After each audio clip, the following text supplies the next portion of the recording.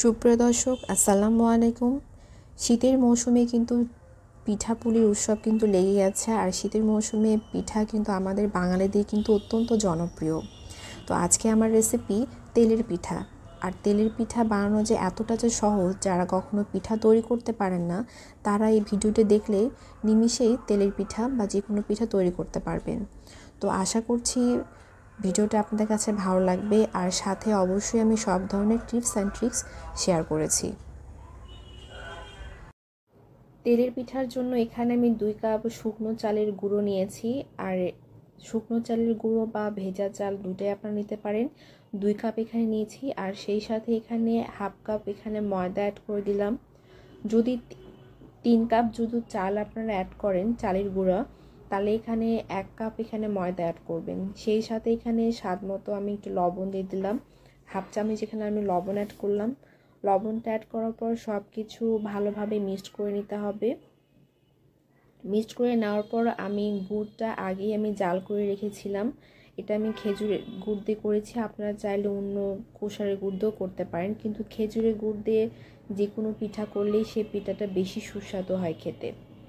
আর গুড়টা অবশ্যই গরম থাকবে, একদম গরম গরম গুড় এখানে দিয়ে দিতে হবে। ইচ্ছা করলে আপনারা লালিও ইউজ করতে পারেন, সেই ক্ষেত্রে আপনার আলাদা করে পানি গরম এখানে অ্যাড করতে হবে। আর অল্প অল্প করে গুড় অ্যাড করব। আর গুড়টা অ্যাড করার পর এভাবে খুব ভালোভাবে হাত দিয়ে মেখে নিতে হবে। এটা যত ভালো মতো মাখবেন তত পিঠাটা ফুলকো হবে আর অনেক সফট হবে। আমি একবারে সবগুলো গুড় দিব না, এখানে আমি অল্প অল্প করে গুড় অ্যাড করব আর এভাবে মেখে নিব। এটা অনেকক্ষণ ধরে ধৈর্যের সহিত এটা মেখে নিতে হবে।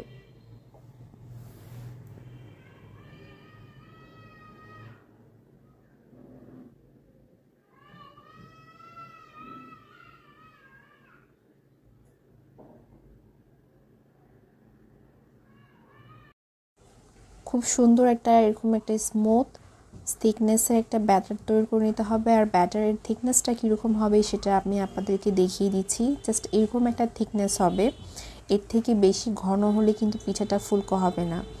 আর এই ব্যাটারটা রেডি করে নেওয়ার পর আপনারা ইনস্ট্যান্ট পিঠা ভেজে নিতে পারেন, কিন্তু আমার ওপিনিয়ন হবে যদি এটা 1 ঘন্টার জন্য এটা রেখে দেন তাহলে কিন্তু বেটার রেজাল্ট পাবেন। তা আমি 1 ঘন্টার জন্য রেখে দিচ্ছি। 1 ঘন্টা হয়ে গেছে, এটা আমি আবারও একটু হাত দিয়ে খুব ভালোভাবে এটা ফেটে নিব। এটা যত বেশি ফেটে নেবেন তত বেশি ভালো হবে।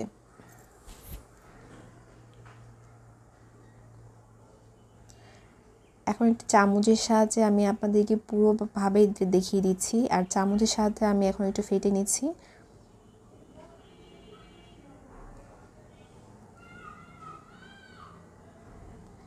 থিকনেসটা ঠিক এরকম হবে। অবশ্যই চেষ্টা করবেন যে এরকম থিকনেসে একটা ব্যাটারটা রেডি করার জন্য, তাহলে কিন্তু পিঠা একদম পারফেক্ট হবে। এখন ভাজার পালা। পিঠা ভাজার জন্য এরকম একটা ছোট কড়াই, গর্তওয়ালা এরকম একটা কড়াই নিতে হবে। আর তেলটা খুব ভালোভাবে গরম হতে হবে। আর পিঠাটা দেওয়ার পর মিনিমাম 1 মিনিটের মতো এটা ওয়েট করবেন, কারণ 1 মিনিট পরে এটা আস্তে আস্তে আপনা আপনি ফুলে উঠবে।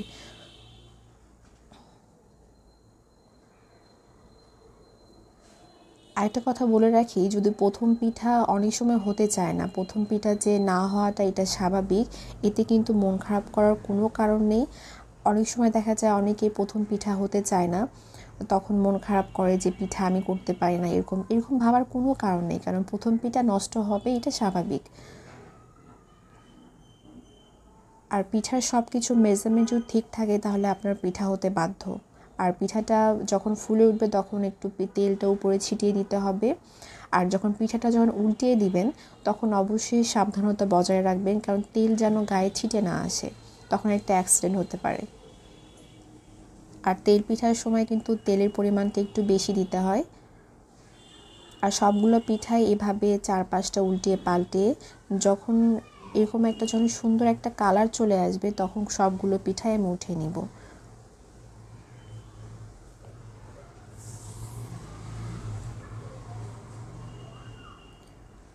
দেখুন কতটা সুন্দর লাগছে। আমি আবারও একটা পিঠা আপনাদেরকে ভেজে দেখাচ্ছি।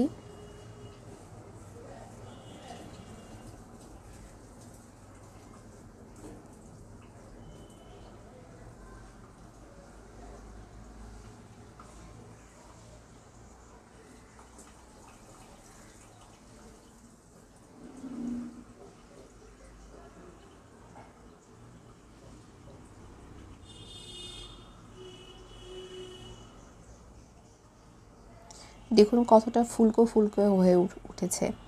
আর এভাবেই সবগুলো পিঠা আমি ভেজে নিব।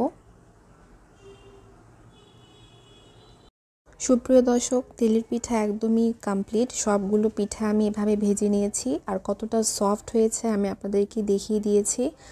আমি একটা পিঠা আপনাদেরকে ভেঙে দেখাই। দেখুন ভেতরটা একদম পারফেক্টভাবে হয়েছে, আপনারা দেখেই বুঝতে পারছেন।